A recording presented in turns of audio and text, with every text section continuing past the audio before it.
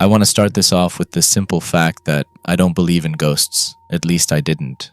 I'm not sure anymore. Sorry, let me give you a quick background of my situation. Have you ever found yourself making your way into a gas station at the edge of town and turned your gaze towards the sleep-deprived clerk quietly minding his business? Well, shit, you may have met me. I worked the overnight shift at my local gas station, sitting between abandoned, dilapidated buildings and a stretch of flourishing forests, the road between being the only connector to these two opposites of life. Now, I'm sure you're probably asking, that sounds pretty sketchy, why would you work there? I know because I asked myself the same thing, but the pay isn't bad, and being a broke 20-year-old didn't suit me. The owners aren't bad people, just distant. In my 3 months of working here, I've only spoken to them a handful of times. The interview process felt weird too. All I got was a phone call asking if I wanted the job and if I could work the hours. Of course I answered yes, who wouldn't? And only a few days later I found myself at the front counter with a list of instructions and to-dos. The interior was nothing special if I'm being honest.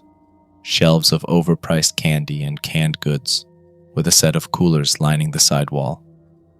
Then there was me, sat up at my desk next to the front door with a squeaky old chair and a cash register that always seems to want to get stuck every 4 transactions. With all that being said, you would assume that I hate my job, but I don't. It's extremely quiet. I only get a handful of customers a night and they usually keep to themselves. I grew to think of the insulation as a small perk of the job. But something happened last night that I just need someone else to hear. 1:48 a.m. Leaning back in my chair, I sat making my way through the latest book in my backlog when I heard the familiar ding coming from the front door. Placing my book down, I stood up to face the man who had entered the store. The best way I could describe him was the stereotypical trucker.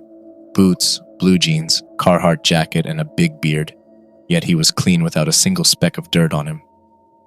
"Evening, sir. What can I do for you?" Giving him my best, "I'm tired, just tell me what you want and leave" greeting I could muster. "Oh, nothing much. Just give me 20 on the diesel for pump 4. Reaching into his pocket, he pulled out a $20 bill, handing it to me. As I entered in the information on my keypad, he spoke again. "I'd recommend you stay safe out here. I've heard stories of weird things happening around here. Wouldn't want anything bad to happen." Raising my eyebrow, I glanced over at him to see if he was threatening me, but no. He just stood there waiting for me to give him the okay. "I appreciate the advice, but I've never seen anything out of the ordinary over here. I'd say your sources are feeding you lies." Handing him his receipt, he chuckled as he made his way out of the store, and within a couple minutes he was gone. 2:08 a.m. Another ding resounded in my ears, placing my book back down. I stood up and identified the new customer. That's when things started taking a weird turn. The same man from a half hour ago stood in front of me. Same boots, same jeans, same jacket, same everything. However, this time his jeans were lined with small patches of dirt. As confused as I was, I decided to leave it alone and just do my job. "Evening, sir. What can I do for you?" Standing in front of my counter, I could feel his eyes digging burrows through me. Luckily, I didn't have to wait long for my answer. "Oh, nothing much. Just give me 20 on the diesel for pump 4. Handing me a $20 bill as he finished, wanting him out as soon as possible, I quickly entered everything in on my register and handed him his receipt. "I'd recommend you stay safe out here. I've heard stories of weird things happening around here. Wouldn't want anything bad to happen." Having my fair share of this guy's ominous bullshit, I decided to not encourage this conversation. "Yeah, man, I hear you." With that, he made his way out, and I tried to return to my book, getting my mind off of this weird customer. 2:38 a.m. Once again, the ring of the front door pulled my attention, and almost as if on cue, he was back. But something was off this time. It looked as if he'd just crawled out of a grave with dirt and residue coating his whole body, and if that wasn't enough, he had thick cuts across his arms and face. However, no blood leaked out of the gashes. Deciding I'd had enough of this charade, I shouted at the man. In hindsight, that probably wasn't the best idea, but can you blame me? "All right, man, what the hell happened to you? This is your 3rd time here, and it looks like you took a quick detour into the local swamp." Pointing at him in fury or fear, I wasn't quite sure. I looked him dead in the eyes. But that was easily my worst mistake. His eyes were milky, as if someone drowned out the color in them. Retracting my hand, I couldn't help the gulp retreating down my throat. Hell, I wish I could too. As he opened his mouth, his jaw produced a wretched cracking before producing noise. "Oh, nothing much. Just give me 20 on the diesel for pump 4. As if robotic, he reached out and handed me another bill. I could see more cuts and bruises on his fingers. Gingerly, I reached out and snatched the bill from his hand and began to enter it into my register. My heart sank, and I felt a frigid chill crawl up my spine as I noticed the small pop-up on the screen. Pump new balance, $40. I began to sweat as my brain turned in my head, panicking. I jerked my head towards the window facing the lot. To my horror, no truck sat anywhere outside. As I started contemplating on whether I was going insane or just tired, I felt heat building on my wrist. Spinning my head back to the man, I saw him tightly gripping my wrist. However, I couldn't feel the pressure of his grip. The only thing I could feel was a burning sensation that kept growing as he held my wrist. "Ah, let go of my arm. What the hell do you think you—" My voice lost all power as I met the horror in front of me. The man now held his face only a few inches from mine. As we made eye contact, his face twisted into a horrifying smile producing cracked teeth. "I'd recommend you stay safe out here. I've heard stories of weird things happening around here. Wouldn't want you to join the rest." At this point, I was frozen in fear. My voice left me to fend for myself, as all I could do was stare at this man standing in front of me. It felt as though we stood there for minutes before I finally built up the courage to say something. "You don't say." Giving him my own wary smile, I was finally able to yank my wrist from his grasp, only to be met with a charcoal ring with a small crimson symbol sitting in the middle where his hand previously held. Before I could even look back up, he had already turned on his feet, making his way out the store, moving out of my line of sight.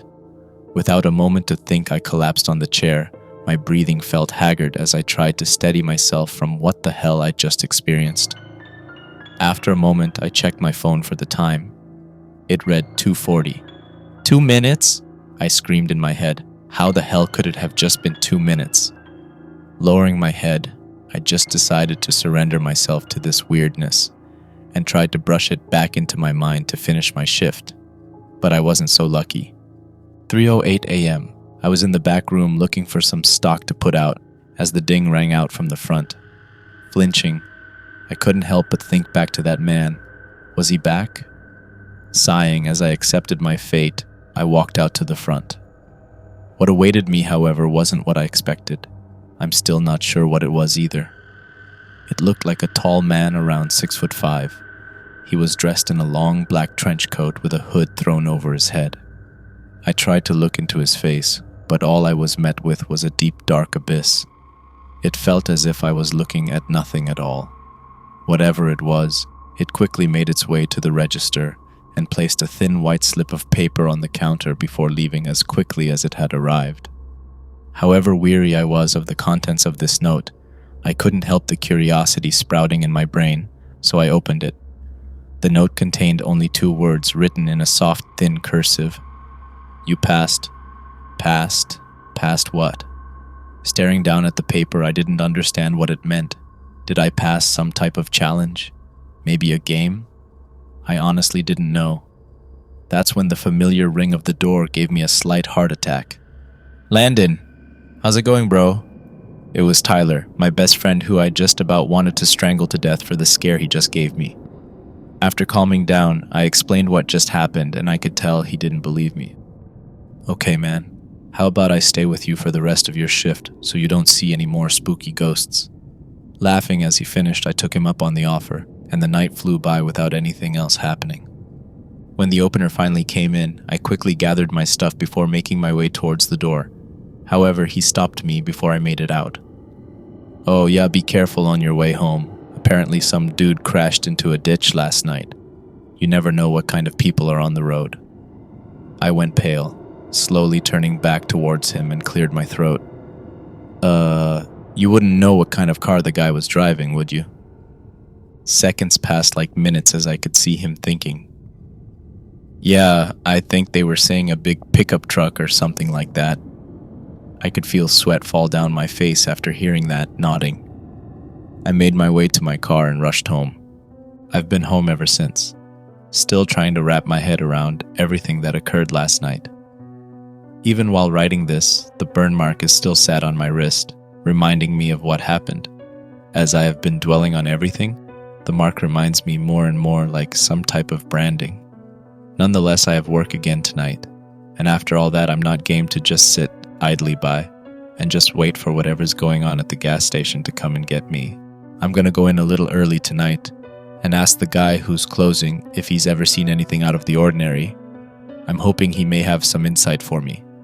If you have any idea of what might be happening, please let me know. I'll hopefully come back and be able to give closure to this whole ordeal. However, if I don't, assume the worst. There's no way to sugarcoat this. I almost died Sunday night. And at this point, I've given up on believing last week's encounter was just a one-off thing.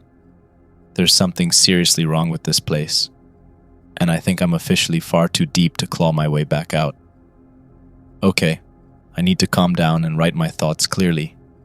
If you have no idea who I am, I would recommend that you go and read my previous post here.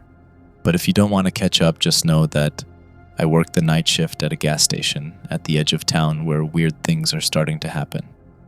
After putting out my last post, I got some much-needed sleep, and the rest of my day went smoothly.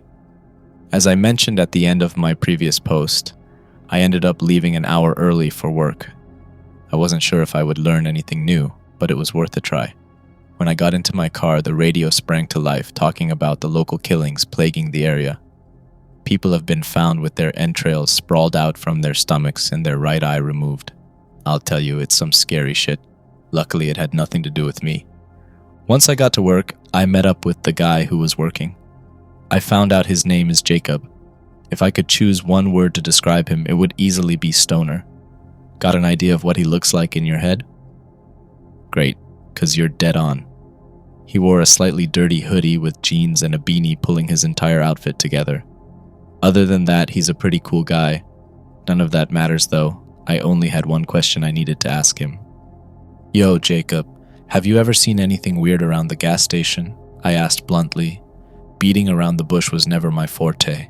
Raising his eyebrow, he placed his finger on his chin as I could see him racking his brain for an answer. Nothing I can really think of off the top of my head, although there is that weird dog hanging around the woods. Replying bluntly, I couldn't help but raise my own eyebrow at his response. Weird dog? What weird dog? I asked. You know, man, that hairless dog that hangs around right on the edge of the woods. It's pretty weird. It's got all white skin with these bright orange eyes. It's whatever though, probably a stray. A part of me couldn't believe what I was hearing. The other part of me couldn't believe he was sharing this so calmly. My mouth hung slightly agape as the only thing I could muster was a light, huh? Anyways, I'm gonna get out of here since you showed up. Have a good night, man. Waving me off, he left the store. Left alone with my thoughts in the now empty store, I couldn't help but let my feelings known to the dead air around me. Oh, come on. Am I being pranked right now? Fortunately for me, the rest of that night went smoothly without any unwanted visitors from the grave. In all honesty, the rest of the week flew by without any new visitors gunning for my head.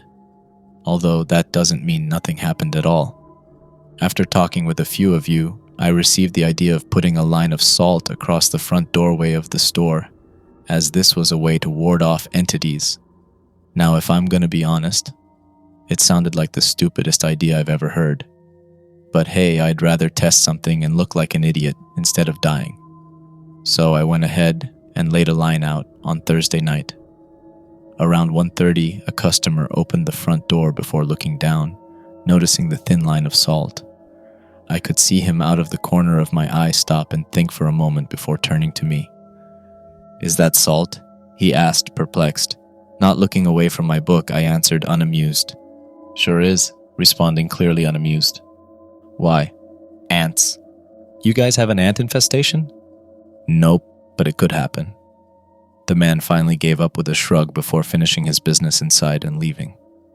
I can't say if it worked or not. However, I can at least say nothing happened in the few days I tried the salt line out. Maybe I need to try it again. Oh, there were a couple of you who recommended a book series to me from a guy named Jack, as my experience sounded very similar to some of the stuff he experienced while working at a gas station. I'm only through the first bit of book 1, and good God, that guy is being put through the ringer.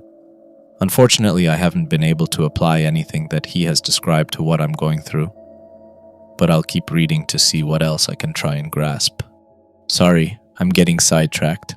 Let me explain what happened last weekend. Let me preface everything with the fact that I've felt incredibly paranoid these last couple of days. It feels like someone's been watching my every move day in and day out. The problem is that every other day felt like I was being watched from afar. Then Saturday night, it felt as though the person was breathing down my neck. I should have been on high alert all night. However, things never seemed to work out in my favor. Sunday marked my 21st birthday, regularly this a monumental occasion, but with everything that has been going on, it would have slipped my mind if it weren't for a couple of my friends.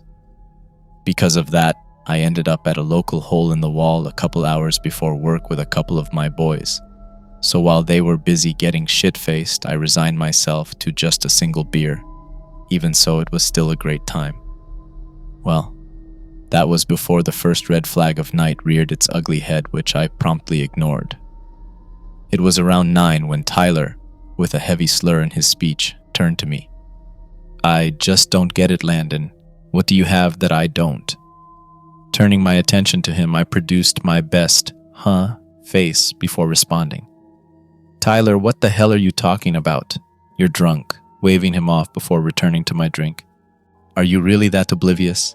That girl back there has been staring at you since we got here." As he finished, he gestured behind me with his eyes. Swallowing the pit in my throat, spawned on from a mixture of fear and nervousness, I gingerly turned in the direction he gestured to, only to be met with an empty table. "Oh, haha. Very funny. Don't get my hopes up like that," giving him a light punch in the shoulder before picking my beer back up to finish the last bit.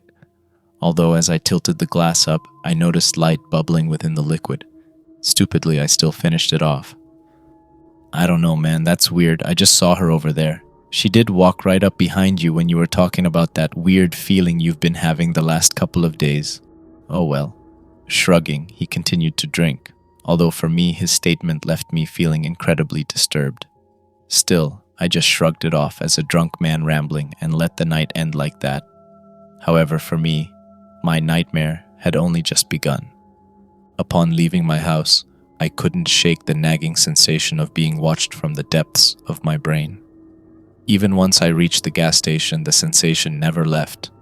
Having to just grunt and bear it, I quickly made my way into the pitch-black building, unlocking the door and switching on the lights as I entered. Let me quickly explain how our gas station operates. We are open 24/5, closing at 10 p.m. Friday to 9 p.m. Sunday. As you can probably guess, I am in charge of opening the station come Sunday night. Honestly, I never look forward to this shift. I always experience an overlooming sense of dread as I stick the key into the front door, almost as though I am opening Pandora's box. Fortunately for me, there were no mysterious figures waiting for me inside the empty stations.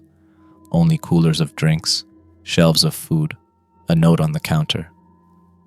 A note on the counter? Walking to the back of the counter, I tossed my backpack to the floor and picked up the note. In thick crimson text, the note read, "Have you ever felt the gaze of another?" In all honesty, I probably had the dumbest, confused look on my face as I read those words over and over in my head. Finally, having enough, I crumpled the note up and threw it into the garbage can beside me before I spoke. "Okay, if there is someone hiding in here trying to play a prank, I will warn you now that I am armed, and if I find you, I will call the police." I produced a small flip knife from my pocket and flipped the blade out. "I'm starting my shift by clearing the store of intruders. Great. Who do I think I am, SWAT?" With that, I began clearing each room, which luckily didn't take long as there were only 4 in total. I won't bore you with the details because no one was in there. The bathroom, storage room, and fridge were all clear of intruders. In the end, I brushed off the note as a prank and finished setting the store up for the night. It was around 12:30 a.m. when I heard a light ringing noise coming from one of the coolers. Sighing, I sat my book down on the counter next to my knife and made my way towards the coolers. As I opened the corresponding cooler, the noise suddenly cut as if being connected with the door opening. However, once I closed the door, the ringing was gone altogether. Shrugging, I started to turn around and make my way back to my seat, as a voice produced in front of me giving me a mini heart attack. "Excuse me, I have a question," the woman uttered. "Holy God. Okay, sorry, you scared the hell out of me right there. I never heard you come in," I responded as I jumped back in fright, trying to catch my breath. Now I'm going to be honest with you. This woman was absolutely stunning. I would guess she was in her mid-20s with sleek jet black hair and piercing crimson eyes. She wore a long black dress and black heels, in all someone that I shouldn't be seeing at this time of night in this part of town. Honestly, I get surprised when I see anyone on this side of town. I didn't mean to frighten you. I'm sorry. I'm looking for something very specific, and I was hoping you would help me find it. She spoke in a soft, sultry voice. It felt as though she was drawing me in with every word she spoke. Yeah, sure I can. What are you looking for?" Stuttering lightly as I replied, I continued to keep my eyes locked on the strange woman. Responding to my words, she cracked a small smile and spoke. "Well, what I'm looking for isn't the easiest thing to acquire, you see. Although I must say, has anyone told you how beautiful your eyes are?" Slightly confused at the sudden compliment, I felt a tinge of fear crawl up my spine, trying my best to shake it off. I started my reply. "I'm sorry, what are..." As I spoke, my vision started to spiral and a sense of dizziness overcame me. I started stumbling backwards into the cooler, clutching my head. "What? What's going on?" My speech was shaky. As I glanced back at her, I could see her wide-eyed, looking slightly up at me with her hand over her mouth. "Oh no, what's wrong, Landon? You look unwell." Time seemed to freeze as my brain panicked, consumed by fear. My name, how does she know my name? My eyes dashed from side to side, looking for an escape before finally landing back on her. She stood like a mountain in front of me. A large shit-eating grin sat plastered across her face as I could feel her eyes digging burrows into me, as if a predator examining its prey. I slowly inched my hand to my waist, searching for my knife to protect myself. To my horror, I remembered sitting down on the counter when I got up. Cursing myself in my head, I started slowly backing away towards the back room. "What's wrong? Don't tell me you're scared of a harmless girl." As she finished, her arm produced a bone-churning crack, as a thick black matter spread across her arm, stretching it out and giving her thick, sharp claws as the cherry on top. With that, I didn't care how messed up I was. I wasn't just going to stand here and let her maul me to death. In a split second, I pulled all my strength together and made a break for the back room. I could hear her sprinting right behind me, gaining with every second passed. As terrified as I was, I managed to make it to the door, throwing it open with all my strength before slamming it behind me, and locked it before she started wiggling and pulling on the handle to force it open. "What the hell is wrong with you? What even are you?" My voice started to falter as I slowly inched backwards. I could feel my heart beating faster than I ever thought it could. It felt as though it would fly out of my chest if given the chance. On the opposite end, I could feel my mind starting to slip into unconsciousness as I stood in the pitch-black room, and for a few moments things stood that way. My breathing started to slow as I started racking my brain for a solution to get me out of this nightmare. That's when I realized I no longer heard any noises coming from outside the door. Where could she have gone? "What are you hiding from?" Reflexively, I whipped my head towards the source of the noise, but before I even got a chance to react, I felt a hand tightly grip my neck before raising me up and throwing me through the previously locked door. As I flew through the air, I finally landed as my back made contact with the front counter, sending countless items, including myself, crashing to the floor. Face down on the floor, every breath I took felt like stabbing a knife into my spine As I lay there in agony, my eye caught a glimpse of a shiny object laying directly in front of me.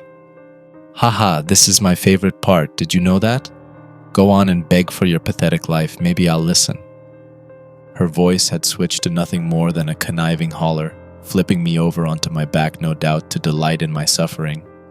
I made eye contact with my soon-to-be killer. Her arms were still as long and animalistic as before, but now her legs and heels looked as though they had molded together, stretching to an inhuman length.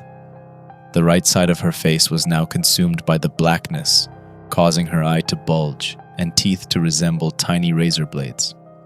The other side of her face was still completely normal, causing a contrast that gave me more chills than if she was just a horrifying amalgamation outright. Grinning from ear to whatever was left of her ear, she awaited my reply. Eat a dick. I'd rather die with my pride than beg like a bitch. In retrospect, that probably would have sounded a lot cooler if I didn't have to pause between almost every word. Still on the verge of passing out, I knew I didn't have long before my life would be snuffed out. Might as well go out with a bit of dignity. To no one's surprise, however, she did not like this. Reaching down, she gripped my neck and raised me to meet her face to face. If you want me to do that, I will. You will not be getting out this alive or with any sense of your pride still flourishing. This will be hell for you, but heaven for me, so be happy with that. Reaching her other hand towards my stomach, I could feel her claws brush against her soon-to-be canvas. Why? Barely being able to choke out a single word. Why what? Why you? Why do I kill? Come on, you need to use your words. Letting up her grip just a smudge to let me answer. Why did you let down your guard? A confused expression fell across her face as I mustered up my last bit of strength and plunged the knife I'd gripped into her neck. Immediately I fell crashing onto the floor as I could see black sludge start to seep out of her neck. My brain finally gave up on me as I started to drift into unconsciousness. I could feel a light warmth start to swell on my wrist as my vision finally went dark. The last thing I heard was a deep, echoey voice say, "Scarlet," with a lighter voice responding, "Oh no." During my state of unconsciousness, I was enveloped with a dream. I sat at the head of a long table, aligned with blacked-out figures filling each chair. They were all engaged in a conversation I could not hear, some nodding while others flailed their arms in annoyance. After what seemed like minutes, all of them turned to face me and in unison said, "Right, Landon? Landon, Landon, Landon, Landon." In an instant, my eyes shot open and I was met with my co-worker Jacob shaking me. I was sitting in my chair with a clean store facing directly in front of me. "Come on, man. What are you doing? Be happy I'm opening today, don't worry. I won't tell the boss you were napping on the job. I don't think I even have their number." Pulling the conversation into a land of nothingness. Still reeling back from still being alive, I tried to keep my cool as I slowly stood up, my back shooting with pain as I did. "What time is it?" It's 7. I guess you should probably get out here, huh?" Nodding in agreement, I made my unsteady journey to the front door. However, before I could make it, Jacob stopped me. "Hold up, bro, you don't want to leave without this. Also, don't forget, we're hanging out next week." Stretching his hand out, he handed me my knife, with the tip of the blade completely black. The only response I could muster was a simple head nod as I took the knife from him and went home. I called off the last 2 days because of this. My back is still killing me, but it's starting to feel better. I can't write this off as a one-off incident anymore. There's something seriously wrong with that gas station, and it might even spread to the rest of the town, I don't know. I'm terrified to go back, yet I feel as though I don't have another choice. I've been going back and forth the last 2 days, writing this update, but today I got a call from my boss. He told me that we have someone new starting tomorrow, and that he would like me to train them on the night shift. I don't know what this will entail, but I feel as though any day from now on could be my last. After all, I still feel like I'm being watched, even now. Still, I won't die lying down, so I'll be back soon to update you all on the happenings at my gas station. However, if I don't, assume the worst.